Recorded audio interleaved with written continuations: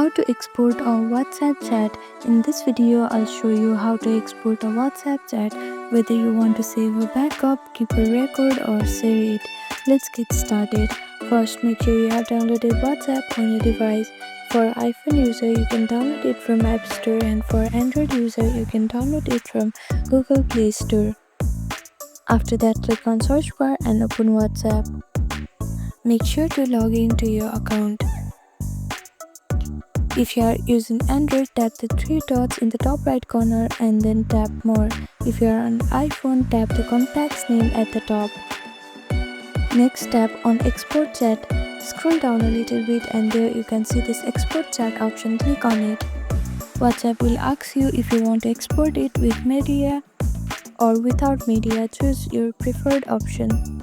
Now select where you want to send or save the chat, like Gmail, Google Drive, iCloud or your Notes app, and the chat will be exported as a TXT file. And if you included media, the images or videos will be attached separately. And that's it.